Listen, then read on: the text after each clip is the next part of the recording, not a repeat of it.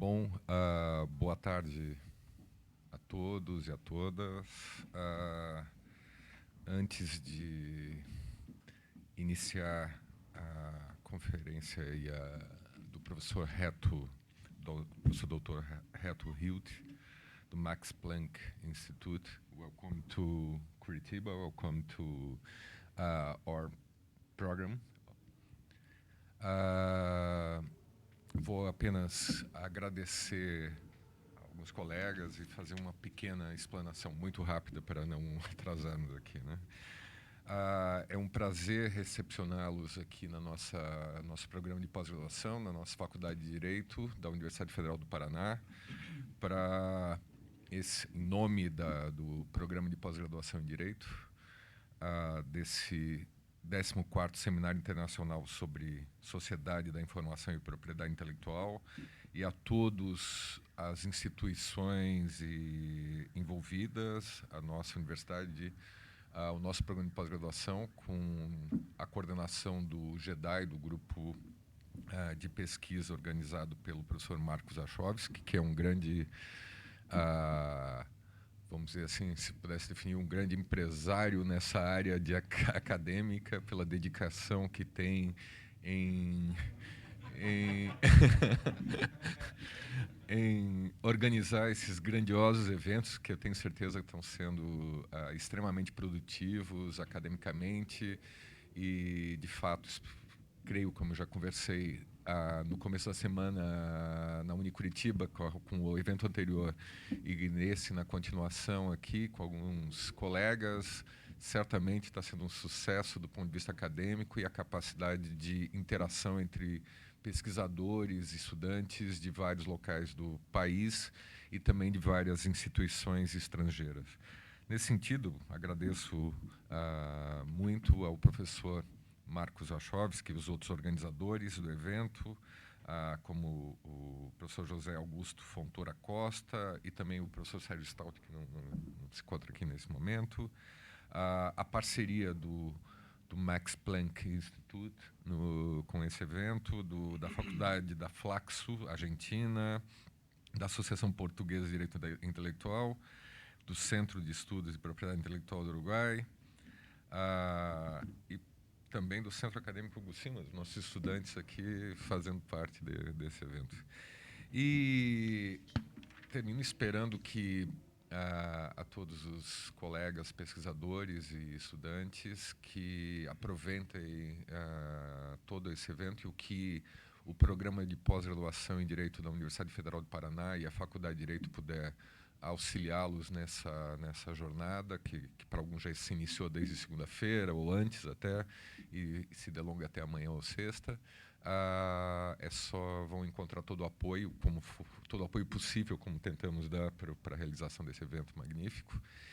E, sem mais delongas, para não atrasar mais esse evento, eu passo agora ao professor Marcos para que introduza a conferência e o meeting junto com o professor Reto Hilt.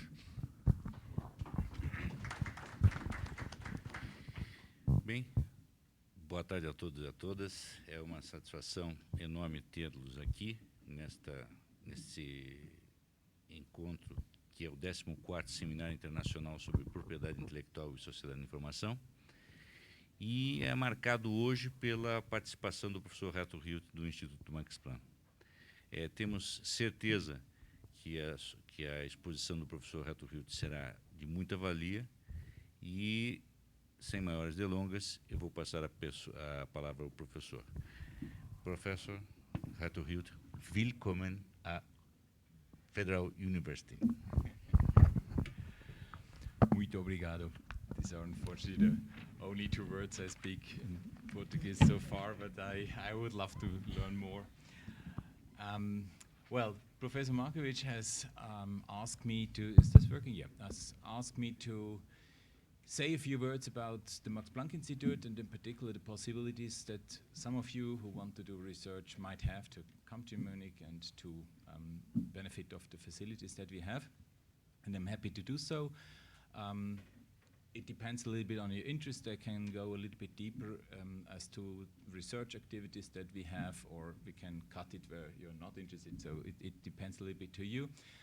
Afterwards, if I understood it well, we have kind of a class, and then I will hear what you're doing, and I'm very happy to comment, because I must say that I was a very bad student. I was always extremely bored by the professors who just taught, and meanwhile, being myself a professor, I realized that if you just teach the students, forget at least 90% of what you're saying. But if you're discussing with them, you're responding to their own ideas, they can keep it. And so I slowly transformed my teaching to basically case studies, discussion with the students, and I have the feeling that the effect is far better. So I would love to do that with you as well, as far as you are willing to help me, because it's mutual, so you have to contribute yourself. So what's our institute? Our institute, you see it over there, Max Planck Institute for Innovation and Competition, is actually within the community of IP law. They believe there is one Max Planck Institute, and this is basically the world, but the reality is there is a Max Planck Society, and the Max Planck Society is quite a big research institution for fundamental research. The historical background, quite interesting, is that the last German emperor, Emperor Wilhelm, Guillem, I guess in Portuguese, he was an emperor until the First World War, and he was of the opinion in 1912 that Germany needs a research organization that goes beyond the research that is done at universities, so fundamental research. And that was if you want a certain follow-up of the history before, you might be aware that Germany had an enormous backlag against France, and in particular UK. So Germany industrialized relatively late, so it's maybe a little bit too strong now. No, it's okay. It's okay? Okay. Okay, I hear myself, that's always a bad sign. So Germany was very much behind, and then there was an enormous move in the 1860s. Then Germany industrialized, Gründerjahre, I don't know how you say it, years of foundation, I don't know how we would say. So many very important innovations have been made at that time. And then I would say it was slowing out, there was the crisis and so on. The emperor made a lot of mistakes, of course, but I think that was one of the good ideas that he said we need in Germany a strong research institution. And that was the Emperor Wilhelm, Kaiser Wilhelm organization that existed until after the Second World War. During the Second World War, unfortunately, there were a number of institutes that did things that were ethically not correct. And after the Second World War, there was a big debate what one should do with this association. It's a private association. And then it was slowly transformed into a new association. So actually, formally, it's not the same. It was the successor of the Kaiser Wilhelm Gesellschaft. And it was transformed in an association. They needed a name, and there was an important director at the time that was Max Planck, who was a physicist. And so they transformed, was obviously not appropriate anymore to call this society according an emperor that doesn't exist anymore, so it's now the Max Planck Society. Max Planck Society consists of 86 institutes, which is quite a lot. Has a budget of, I only can say it in euros, of roughly 2 billion euros a year. So it's, I would say, an average American university. And from these 86 institutes, 11 are either legal or at least have a legal director, so are mixed. So this can be like our institute, economic department and legal department, can also be behavioral sciences, etc., etc. So we have basically 11 institutes. They are all specialized. Legal institutes can be for criminal law, they can be for private law, they can be for public law, etc., etc. We are for innovation and competition. Our institute was funded in 1965. It started work in '66, and that was quite timely if you bear in mind that at that time, thank you so much, that at that time IP law was a subject matter for some highly specialized people. So there was basically no research on IP law. It was a very special domain. It was basically in the hands of practitioners, attorneys, and so on. But at the same time, IP law was the domain of the first international treaties. This is quite interesting to know. The first international treaties are the Berne Convention and are the Paris Convention of 183 and 6 or something like that. I don't remember. And they were revised repeatedly, and in this time, 65, it was about the next revision. It was about the last Paris versions and so on. And this institute basically started working to do research on this international development. The former name of the institute was Max Planck Institute for International and Foreign Patent, Copyright and Competition Law. It shows a little bit that the purpose at that time. And at the same time, you must be aware that this was the beginning of the European Union. So at this time, we started with the Rome contracts and so on, and they slowly started with harmonization of intellectual property law, very slowly, starting with trademark, then copyright law.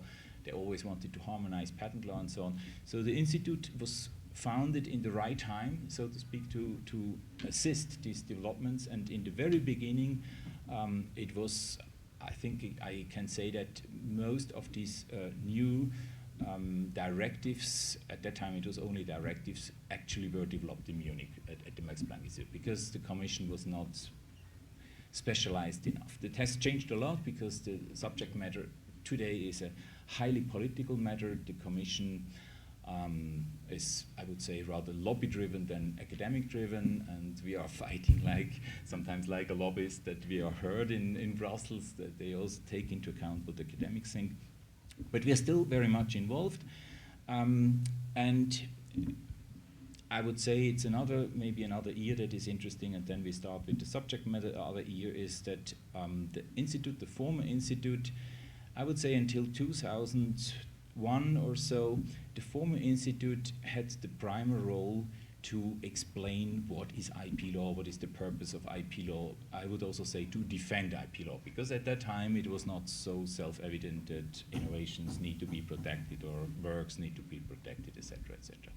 But then it was a time, a little bit earlier already, that you can say the system somehow overturned. You may fix it a little bit with the TRIPS agreement of 1994, when a large number of countries were, so to speak, introduced in a system, in a protecting system of a relatively high level, a level that usually was adapted in highly industrialized countries. But a number of developing countries at that time did not have that level of protection. And they had to accept it because it was a matter of free trade. So if they wanted to be part of the free trade organization, they had to accept the standards of TRIPS. And they all did, to a certain extent. I mean, they negotiated, but they all did. But at the same time, we must be aware that this was the moment when the resistance against IP law started. And I would say it's partly Latin American countries. For instance, Argentina, Carlos Correa is one of the fighters against this system, a very strong fighter and so on. And since then, we have a lot of public discussion about the, I would say, positive side, but also these dysfunctional sides of IP law. And in 2002, the institute was, so to speak, refunded with new directors. It was, I will show the picture immediately afterwards. It was Joseph Drexel, who is my colleague basically in competition law. It was a tax lawyer, I will come back to that immediately, and myself. So we were 3 directors, and with that, there was kind of a new generation, and we started to think much more critically about IP law. At that time, it was not so common. It was rather exceptional that the research organization is not just accepting the system as it is. I mentioned at lunch today that when I was giving one of my first talks in 2002, I was asked after my talk whether I was working in an institute for intellectual property or against intellectual property. So you can imagine. Today, I would say it's mainstream to be more critical, but at that time it was not. So,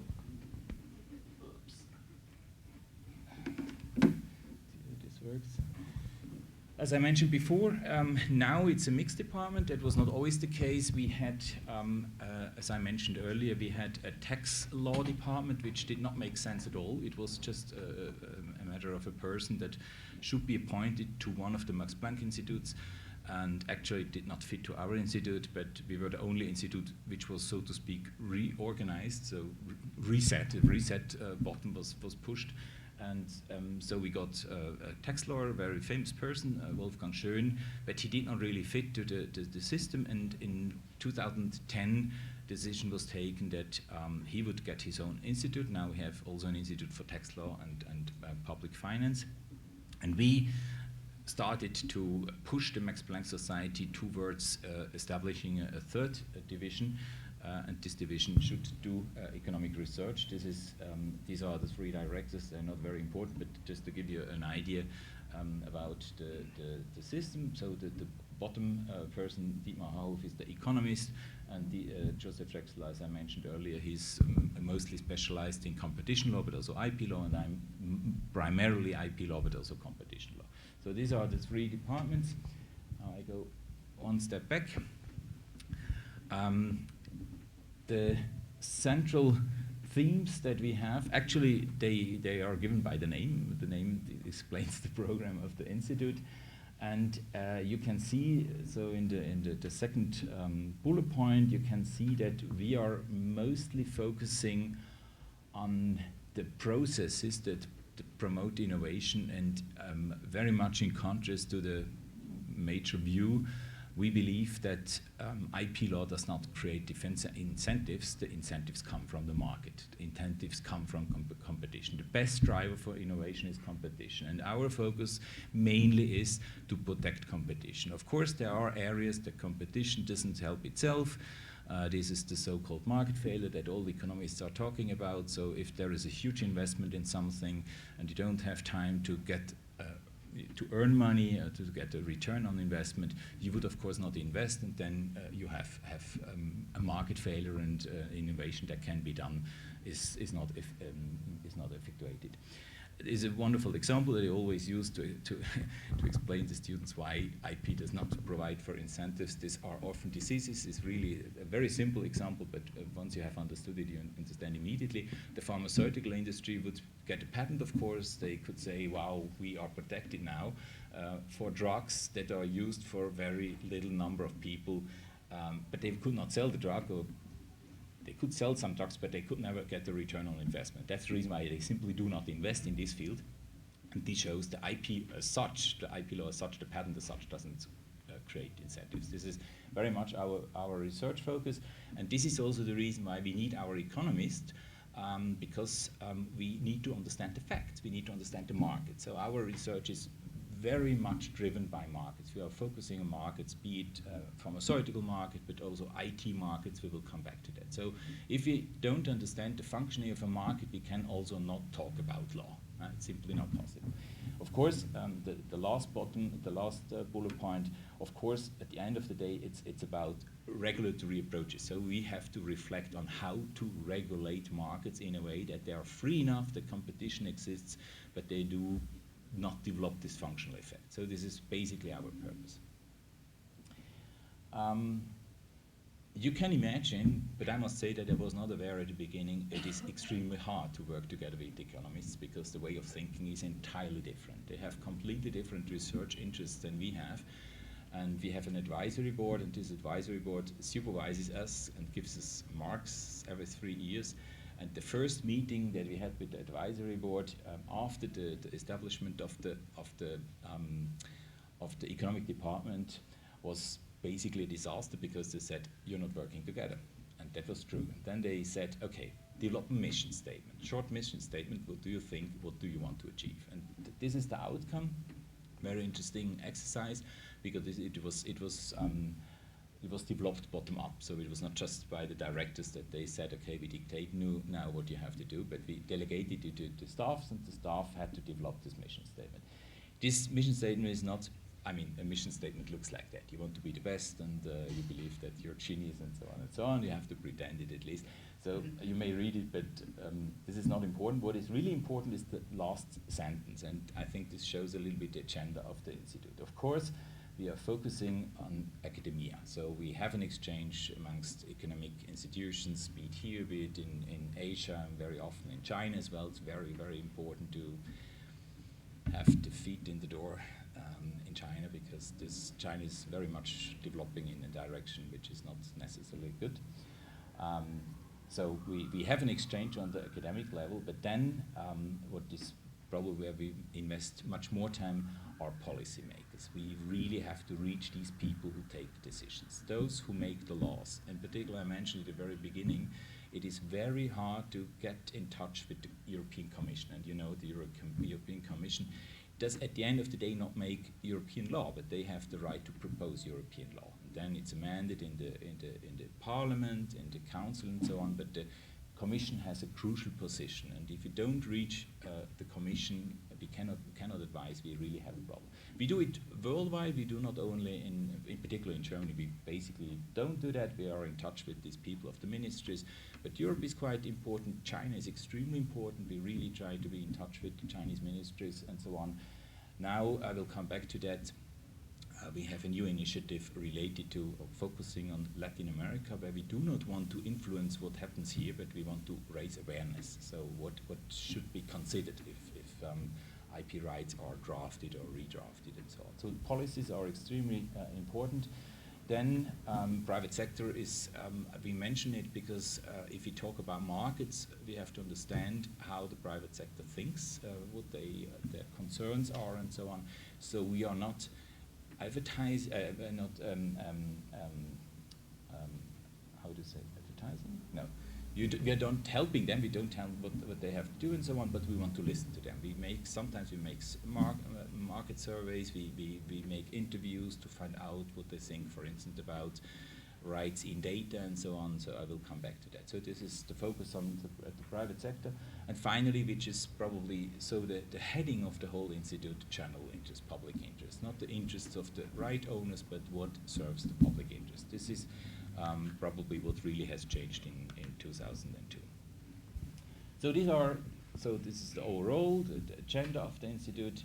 Now a little bit more concrete. You see some figures here. It's interesting that you may see that 1/3 of our guests come from Germany, about 1/3 come from European Union or the European, the larger sense. Switzerland, I'm Swiss, for instance, is not the European Union, but it's Europe all the time. So it's about 1/3, and 1/3 comes from the rest of the world. So this is the mixture. This is basically postdocs and doctoral students. We have around 150 mostly young researchers for a long-term stay. A long-term stay for us is 6 months or more. So there are roughly 150 people, which is quite a lot. So we have quite big library and working spaces. We have different programs. If you're interested in, and this was one of the reasons why I should talk about that, if you're interested in that, you find the Institute's website where you find really all the information. So how to apply, there is, for instance, a program that you really get research funds from our institute. We have roughly 1 million per year for research funds, €1 million for research funds. So we really can help. Our problem is not that we don't have enough, we don't have enough space. So if we could do more if we had enough space. But you can also come as a short-term researcher. If you just want to do research in our library, you can come for 1 week, 2 weeks, 3 weeks if you do not need funds. So again, and the website is www.ip.max-planck-gesellschaft-mpg.de. This is our treasurer, it's the library. We have more than 4,000 visits. These are registered visitors. These are the short-term people coming, so you can imagine it's quite big. So it's more than 10 people average per day that come and go, and we register them once. So if they stay for a week, we register them once. The library, Professor Markovic can confirm it because he has been there about 2 years ago. Is that right? 2 years ago, yeah. It's by far the biggest library worldwide in that field. So we believe that we have every book that exists in the world on IP law, and we usually get confirmed that people from, I would say, developing countries or so come to the institute and say, we find books in your library that we don't find at home. We are increasingly moving towards the e-times, so we have, you see more than half of the books meanwhile are e-books. We have More than 10 times of our journals, meanwhile, we have basically all IP journals that exist, or competition law journals that exist worldwide, but more than 10 times of the journals, meanwhile, are e-access. So you could also get access in your university, so that's not the reason why you should come to Munich, but the reason to come to Munich is to meet people, because people come to Munich and you meet people in the library that you will never expect that you would see. You just know the names from the books. Talking of publications, we have 3 journals. The first one is the most traditional one that will be reset, so to speak, by the beginning of next year. And the concept is quite interesting because so far, actually it started, as you can see, in '52, very early. We were not existing at that time, but GRUE is a German association for intellectual property, basically. GRUE stands for Gewerblicher Rechtsschutz und Urheberrecht, so the industrial property and copyright law. And this is an organization that is more than 100 years old, and they started with, earlier they started with a national journal, and in '52 they decided to create an international journal. This is GRUE International. But it was in German at that time, because at that time the research language was German, basically. So people came to Munich and learned German and did their PhD usually in German language, and then returned. Meanwhile, we have all over the world a big network, and most of these professors that initially did their PhD in Munich now are teaching, and the PhDs are done in these countries, which makes a lot of sense. But we lose track because with the German language we cannot communicate anymore. And that's the reason why we transformed the journal now. By the beginning of next year, the new publisher is not a German publisher anymore, but Oxford University Press. And our concept, in contrast to the second journal, is, and I think that does not exist yet, we want to reach, in particular, the civil law countries. Because if you want to publish in English, you usually have to publish in a journal where you have to compete with common law lawyers. And that makes it very hard because it's not our mother tongue. It's very hard to publish, it's very hard to get in, it's peer reviewed, and then a US journal probably is not interested in developments of Brazil law unless you make comparative studies and so on. So it's very hard to publish, and we believe that there are many emerging countries, take China, but also take Korea, take many other Asian countries, emerging countries, that do not have English as a national language, but they have a lot to say. And we have the whole south continent of America, Latin America, is Spanish or Portuguese. This is an enormously important language, but they cannot communicate with each other. You cannot communicate with China because they don't speak Chinese, they don't speak Spanish. So the common language today, lingua franca, is English, but the journal is missing. And the reason why we are creating this is now that we try to capture all, in particular, case law from these countries, all these relevant countries, what is relevant here. I just learned 2 days ago that you have a very important decision in Portugal about extension of exceptions and limitations in copyright law. We can translate it. We translate it with the help of this organization. Costs an enormous amount of money, but we translate it in English, and then it will be available. It will also be available online. And we will try to set up a newsletter, I will tell you later, for Latin America, and give short excerpts of what is in this journal. So I believe this journal will have an enormously important, play an important role. The second journal is younger. That was established immediately, you see, after the establishment of the institute, this journal was established, IIC, I don't remember now, International Journal of Intellectual and Competition Law, yeah, exactly. And this is, I would say, it's a high-end journal. It's more academic than the GRUE will be. So if you really want to have something very academic, this is the right place to publish it. We publish it with Springer. It's also online. You also find it on Westlaw, LexisNexis, and so on. And the third one, this is SSRN. You probably know. This is open access. We are extremely proud. We haven't established it more than 10 years ago. But now it is extremely high ranked. This is the highest ranked journal from a law school in Germany. Imagine, just with IP law, just IP law and competition law.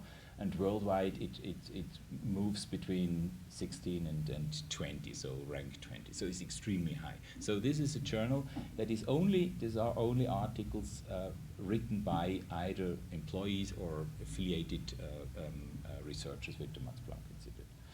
Then we have a number of book series. We don't have to go through them. Some of them are for conference papers. Some of them are for thesis. The majority are for thesis. You see on the last line, Schriftenreihe zum Wirtschaftsrecht Lateinamerikas. This is Latin America, unfortunately, in German, and this shows it was established at the time when we believe German is the lingua franca for IP law. What does not exist yet, we are discussing it, whether we should establish something maybe even in Spanish, that could be, or Portuguese, Spanish, Portuguese, or something like that. We have a master program. This is an exception here. The only Max Planck Institute has a master program in intellectual property and competition law. This is a cooperation amongst our institute with George Washington University, with a German university, because we are, Max Planck is an association, we cannot grant degrees. So we have to work together with the university and the Technical University Munich, which is quite a famous university, also has a law department. This master has a very high reputation. There are different masters in IP law. It has a high reputation and a high price. So it is roughly 30,000 euros a year. Not everybody can afford that, but there is scholarship available, and if you're interested in that master, it's certainly a good idea to do it, but it's useful if you find a scholarship to help you, because otherwise it's a bit too much. That's it basically. Now I can say a few words about some research themes that we have. If you're interested in, if you have questions, please interrupt me and ask questions immediately. I can mention maybe 3 of them, 2 we'll see. The first one is quite interesting. The beginning, this is a research group. This research group consists currently of between 12 and 15 members. These are mainly, not only, but mainly PhD students from very different fields, from copyright law, from patent law, but also from competition law and so on. And the starting point was that, I don't know whether you are aware, whether this was a discussion here. The starting point was that European Commissioner, German European Commissioner Günther Oettinger, came up with the idea about 2.5 years ago that we need a property right in data. And the background is quite interesting. You must be aware that Germany is relatively strong in the car industry and extremely weak in the IT industry. And the major question at that time was, if a car driver produces data, actually the car produces data, where the car is, or about the car itself, etc., etc. Tons of data are produced. Who owns these data? And if the supplier is the owner, it's a different world. If the IT industry that stands behind, that's basically the United States, it's Silicon Valley, it's another world. If it's the car producer, it's again another world. And Günther Oettinger was, of course, the opinion it should be the car producer, so the German industry should own the data. So that was his idea behind. And we were extremely afraid, all academic world was extremely afraid. So we established this research group and started to collect arguments why we believe that property right in data would be extremely detrimental. And you find a lot of papers on our website that we created at that time. This was one of the cases where we went out to the industry and started doing interviews with the industry. So we went to insurance companies, we went to medical research companies, etc., and asked them, what do you believe about this topic? That was highly, highly interesting. Now, I would say the issue is not on the agenda anymore of the agenda. They understood that it would probably not be a good idea to establish it, but we increasingly moved to the question, is the relevant issue not maybe the protection of data, but access to data, because the economy today is an issue of access to data. You have to have access to data. This is still an open question, has a lot to do with competition law, but it's not the classical antitrust law, because antitrust law does not help the question. You read sector-specific approaches. And data leads us immediately, of course, to the question of artificial intelligence. And this is what we are, I would say, we are investing quite a lot in doing research on artificial intelligence, which has a lot to do with data. And there again, we realized, I don't know, is this an issue here? Is it this topic of teaching? Yeah? Okay. So we observed that the major discussion is the outcome of what artificial intelligence generates, is this protectable under copyright law or patent law and so on? And we were of the opinion this may be the wrong question. So the issue is a little bit more complicated. And we also were a little bit tired of hearing all the time the story of Next Rembrandt and Edmond de Bellamy, because these are the two paintings that we so far have and nobody wants them. You would never put Edmond de Bellamy on your wall because it's simply ugly. It's just expensive because it was computer generated. So we increasingly started thinking, what is the relevant question? And we realized that we don't understand what artificial intelligence is. And then we started an extremely interesting exercise that we asked ourselves questions and tried to answer these questions ourselves based on technical literature, as far as we understood.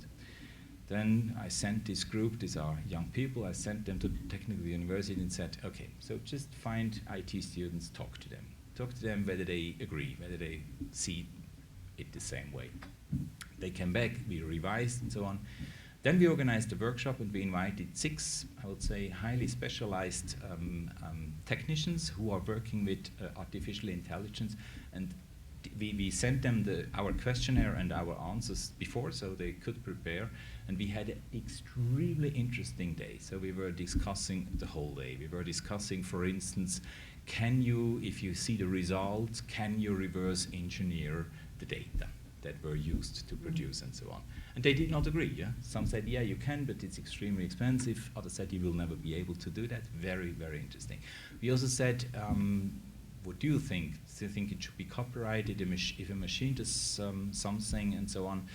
And they were of the opinion, well, the preparation that you do before, the selection of data, etc., is somehow creative. And why should the person that does the selection not be the copyright owner? Very, very interesting. You find this paper on our website. It's now one of the news. 10 questions and 10 answers in English. I recommend you to read that because it gives you really insights in what artificial intelligence is. And then you realize, if you understand that, you realize it's not about the outcome.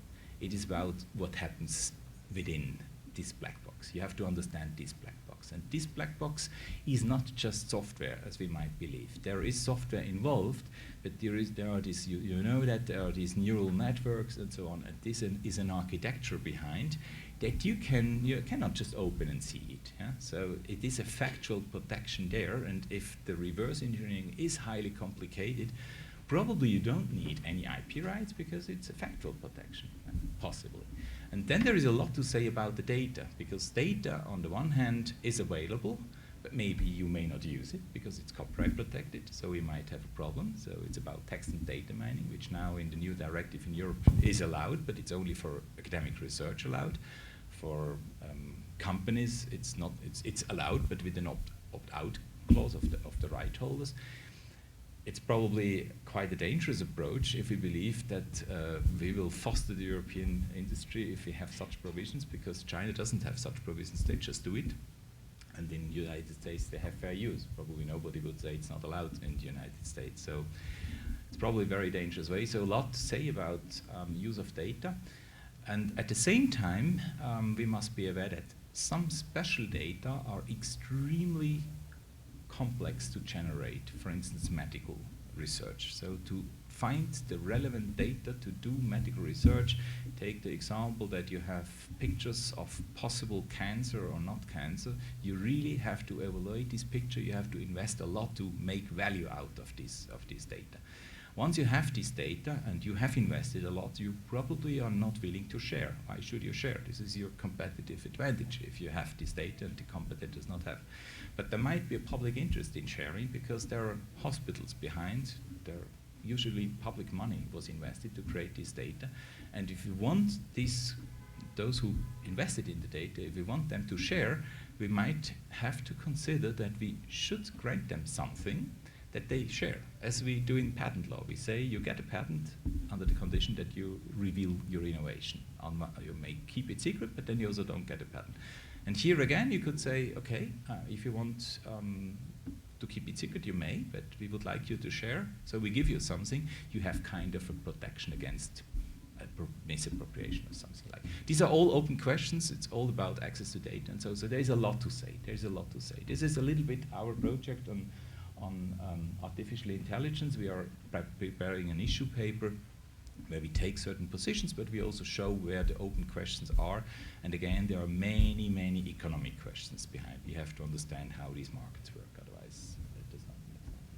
This is one of the examples. The other example, I already mentioned it. This is our initiative. This initiative is called Smart IP for Latin America. If you have not yet heard about it, you hopefully will hear about it very soon, because I hope it will be widespread in Latin America. The title is intentionally English because we want the world to understand what it means. If you say it in Spanish, it's not as meaningful as it is if you say it in English. And my motivation behind was that I realized that what you see here on the slide is the relevance of the market partners or the trade partners for Latin American countries. The dark red is more important partner is the United States, and the bright more important is China. And this is frightening, and you must be aware that this slide was produced early 2018. Today, I have the feeling that probably almost all Latin America would be bright, because after the trade war of the United States, the world has changed again.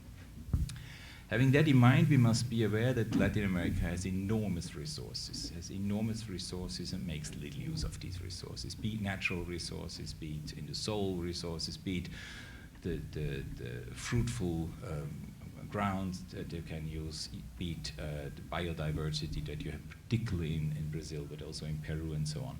They do make little use.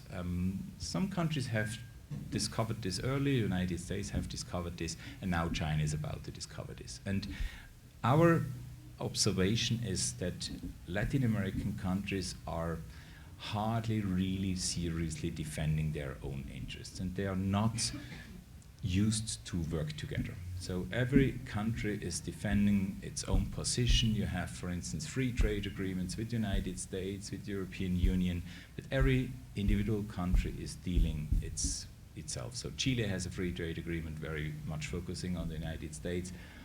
Peru has free trade agreements, etc., etc. And this is a very dangerous development that we have the feeling, we don't know what is the right approach, but we have the feeling that these Latin American countries could much more work together and could bundle the interests and being stronger against, I would say, potential negotiation partners, and today it's China. We must be aware of that.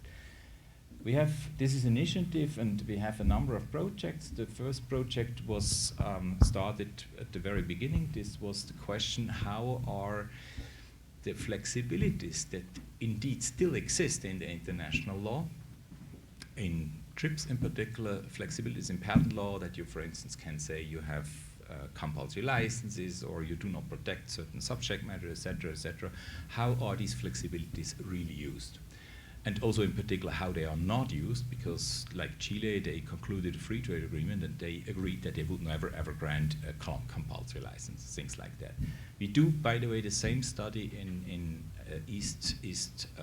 Southeast Asia, so it's quite interesting to see how these countries use the flexibilities, and in Latin America also how they do use these flexibilities. And we are still about to do it, but we have some first insights, and I just give you one example, you can confirm me. In Argentina, for instance, the use of flexibilities is relatively high, more in practice than in law. It's guidelines for examination and so on. And the effect is very little, interestingly. The reason why, sorry? The price effect. Yeah, the price effect is very little. For instance, generic drugs in Argentina are almost as expensive as original drugs. Reason, there is only one generic company, or not little, only little generic companies, and the market is closed. There is no competition. The market is not open. So there's no pressure on the price. So it's not only about patent law. You see again, it's about competition. Does competition work or does it not work? This is now a follow-up project. We focus on more than just patent law. Second project that we are working on now, and Professor Markovic is involved as a member of it.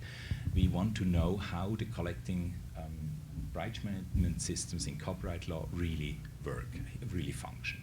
Of course, they exist, and you believe that they collect money and they distribute money, and the world is fine. But we started doing this project, and we tried to collect some figures, and it is almost impossible. We get some figures from Chile, from Brazil, for instance, nothing available. We don't know anything because there is no transparency. And our fear is, my assumption is, I'm a fan of Latin American music. It's a huge trend now. I love these Colombian singers and so on. They are very famous all over the world. You hear them even in France, and France is used to hear French music. You hear them in China and so on. And we all pay for them. You know, in Europe, we pay a lot of money for the consumption of this work.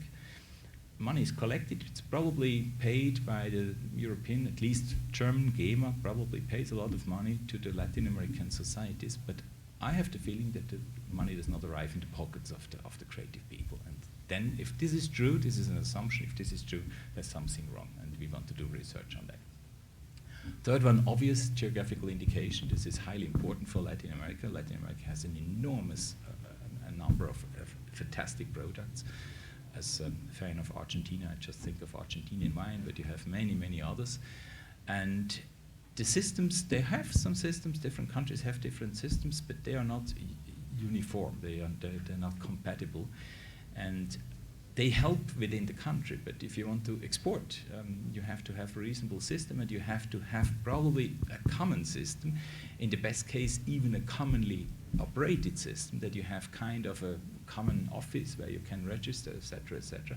And once the Latin American countries have a reasonable system, they can also defend this system against other countries like the United States. The United States are not in favor of geographical indications because they don't have reasonable products. They are importing the products. So they do not want to protect these denominations. In California, for instance, you can buy champagne. They don't protect champagne.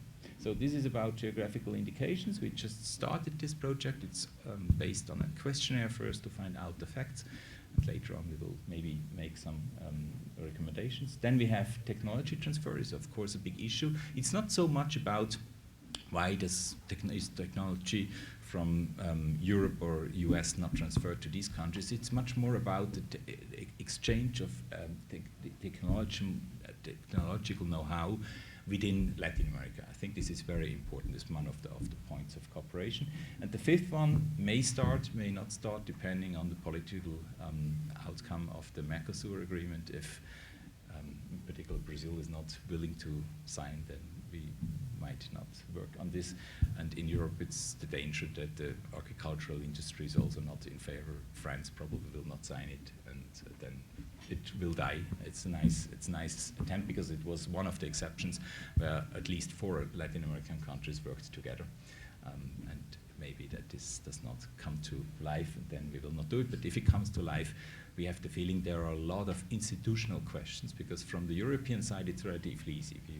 There is a system on place. It's a super national system. But in the 4 concerned countries, it's not yet there. So there are a lot of institutional questions there where we hope that we could help. This is the second one, and third one, very short, there is no slide. It's about life sciences. Life sciences for us is extremely important. You might be aware that there are 3 fields: the green field, the red field, and the white field. The white field is about medical devices, machines, and so on. So this is not so much in our focus. The red field is extremely important. It's about healthcare, and the green is about food, basically, food production, but also any kind of plants. And we are on the threshold, or maybe already beyond the threshold, of new times with gene editing and modifying plants. in a very short time, very cheap compared to the natural selection that we had in former times. Again, a field where we believe that Latin America has an enormous potential, because in particular countries like Argentina with an enormous agriculture, they depend on this, and they should not let other countries doing it and then have to buy seeds from them. They should develop them themselves. So life science is a big issue. Of course, also the red sector, you know, that we are have an enormous problem with antibiotics, for instance. Most antibiotics today are resistant against the viruses, the bacteria, and nobody develops. Again, IP law doesn't help. There is a lack of incentives, a lack of functional of market. So there's a lot to do in this field also. So this is the whole area of life science. I think this is enough for the moment, but maybe you have questions, and I'm happy to answer.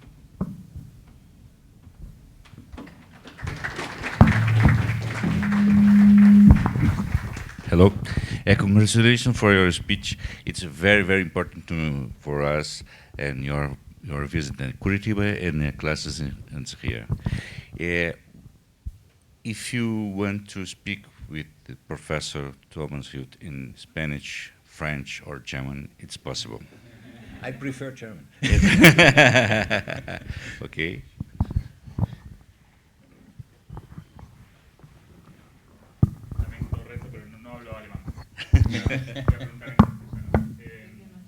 No está ahí.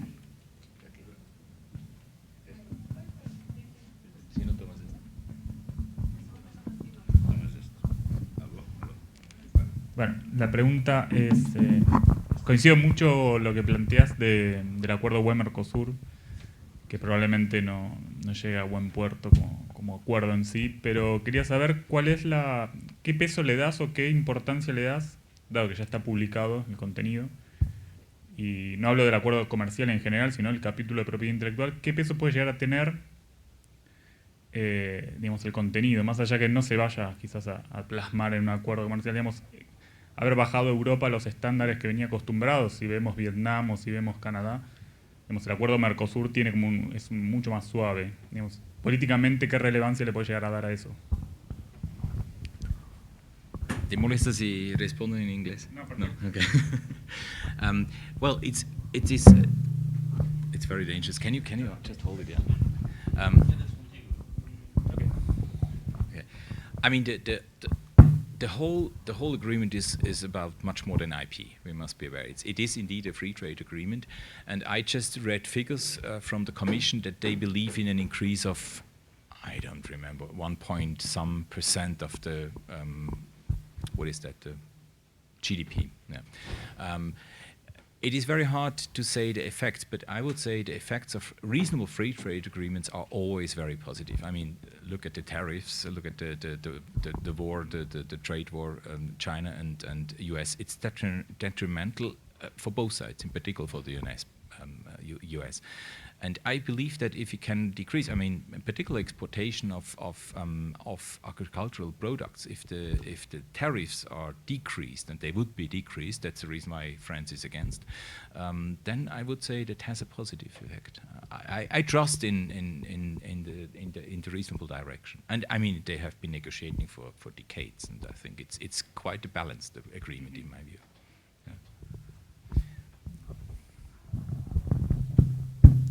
Oh, thank you very much for your presentation.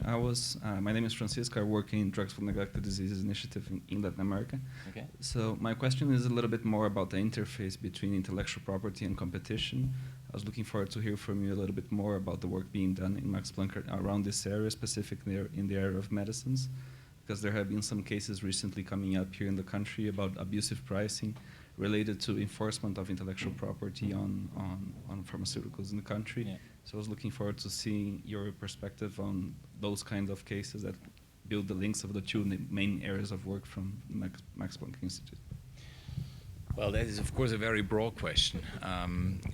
Our belief, or I would say, in particular, my belief, because I'm not a classical antitrust lawyer. Classical antitrust lawyer has a relatively clear view on antitrust law. So they have their definition of the markets and market dominance and abusive market dominance and so on. And I believe that we probably have to rethink the concept of antitrust law and have much more sector-specific approaches, because what the example you're giving, for instance, has nothing to do with artificial intelligence. But artificial intelligence, it has a lot to do with artificial intelligence on the one hand, you know, because it's artificial intelligence is a very important field for medical research. The green life science and so on is extremely important, also the red life science. On the other hand, the whole complexity of artificial intelligence, of market power, has nothing to do with the medical research, so on. So access to data, as I mentioned earlier, it's a problem in itself. And I have the feeling, I mean, we have it to a certain extent. We have sector-specific approaches. If you take standard essential patents, this is a very sector-specific approach. If you look at the decision of the ZTW Huawei case, for instance, the Court of Justice develops rules that have nothing to do with antitrust law. It develops rules how the treaties have to negotiate about the friend terms and so on. So which party has to say what, has to do what at what time. It has nothing to do with antitrust law. So this is already, I would say, one step in that direction of a very sector-specific approach. And probably we have to have that in all the different fields. But again, we have to understand how these markets work. And the pharmaceutical market is one of the very hard markets to understand how it really works. You're probably aware of the sector inquiry of the European Commission about 5 years ago on the pharmaceutical industry. To put it in a nutshell, they gave it up. They gave it up because they didn't find out how it works. And so we will also not find out more than that. But we can show where we believe that dysfunctional effects of IP law could be corrected.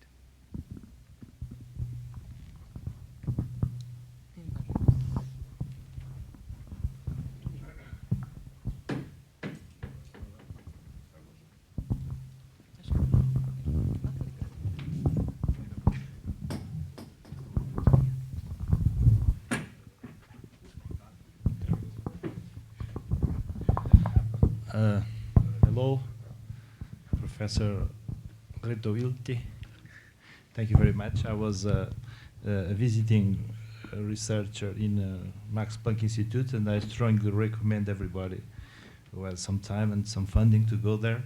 It's not cheap, but it's a nice city. A wonderful place. And you will. The danger is to get. There are so many things to read, so many. The danger is to dive and not to come back to the. Anyway, it was a wonderful time, and I was very productive. I was able to write some articles, either in English and also in Portuguese, mainly with copyright law. It was my field of research, enforcement, IP enforcement. Anyway, my question, so in order to stimulate this discussion, is I will be a little bit, if you allow me, politically not, how do you say? Incorrect. I will be politically not correct. Usually, there is some literature which presents IP law as a tool for a sort of domination of the North over the South, because the North has already advanced, is already very advanced in terms of knowledge, technology, and so IP law is used to extract money, resources from the poor South, which is always, which has an history, which has a past of exploitation, so giving for the others its best. So, as you have a critical and very interesting approach on IP law, would you consider reflecting on this argument that IP law is a new tool for the North to overcome and to continue its subjugation over the South? Or do we have to think about this in new terms? So, it's just a question. Yeah, no. I mean, I'm happy. We remain friends at the same. Yeah, absolutely. No, I'm happy for the question. First of all, we must be aware that TRIPS was established when the so-called globalization began, and the pretension was if you to put it in a unnice way, if you developing country start protecting your own innovation, you will see you will have an enormous economic increase. The reality was that with the globalization, the industrialized world found new working places for very low prices. And at the same time, people started working there or could earn some money, and new markets were created. So it was kind of positive effect, but at the same time, it was of course dangerous, because in these markets, if IP right would not have been protected, it would simply have been stolen. So it was the interest of the industrialized countries to have their own protection protected in the developing countries. And I would say nothing has changed since then. It's more than 20 years, it's 25 years. If you go to Singapore, for instance, in Singapore you believe it's a highly industrialized country, but if you see the Singapore, the patent applications in Singapore are far beyond 90% are foreign patent applicants. It's not the Singapore industry. In Argentina, it's roughly 10% this Argentinian innovation. The rest is protection of foreign innovation in Argentina to sell the products produced in another country more expensive in Argentina. It's simply a fact. So it's not, for me, it's not a north-south shift, but it should be considered. I'm not against IP law, but I want to have the right degree of protection. You know, the protection I always show to my students, I always show a curve. It's IP protection, you should see it from your side. IP protection is, this is the positive effect that increases, and this is the degree of protection. If you protect to a certain level, the curve gets up, and then there is a top. And if you protect even more, it goes down again. Then you have dysfunctional effects. But this curve depends on the national economy. It's not the same in all the countries. I would say in a highly industrialized country, it makes sense to protect a bit more, because also competition may be functional, etc., etc. In a less developed country, you should protect less. And take India as an example. For me, it's a wonderful example. Take Switzerland as an example. Switzerland, in the very beginning, Switzerland was one of the last countries to introduce patent protection. Germany already introduced it 100 years later than France, but then they introduced it, and at that time the big issue was colors, because colors had to be produced naturally, and then they came with the chemical industry. It was possible to produce colors artificially, chemically, so to speak, technically. And that was highly fashionable because, for instance, blue was extremely expensive and so on and so on. In Switzerland, they didn't have a patent right. So Swiss people, pirates, went to Germany and went to France and have, so to speak, stolen the patents, went back to Switzerland, and they went to Basel. If you know Europe, you know why, because Basel is the closest place to Germany and to France. They produced the colors and re-exported them to France and to Germany. And they couldn't do anything because at that time the substance was not protected. Stoffschutz, the substance patent did not exist at that time. So Switzerland benefited of not having patent protection. And you know what developed out of this chemical industry? It's the pharma industry. So the pharma industry in Switzerland was based, or is based, on piracy. And India did the same after the colonialism, and I think in 47 they basically abolished the patent system and started to copy the drugs, because they simply had to have the drugs for their huge population. And they learned how to do it. And if you believe that India today is only piracy, it's not true. It's one of the strongest pharmaceutical industries in the world, because they had enough time and had the chance to learn. China, exactly the same. If you're old enough, you know that Japan did exactly the same. Japan was copying electronic devices. The cheapest transistor radios at that time came from Japan. It was just rubbish. It was a copy. But they learned, and now they are a strong country. Then it was Korea. Korea today is most important products come from Korea, but at that time there were pirates. Taiwan followed. China. Don't believe that China will be a piracy country in 10 years. Already today, Huawei. The fight of the United States against Huawei is not a trade fight, it's a technical fight, because the United States know exactly that they might lose the fight. Huawei is blamed for working together with the state, but there is still no proof. There's no proof the United States would prove it they could. So China will come up, and then it's maybe the right time to shift the curve, you know. But at the beginning, you may not.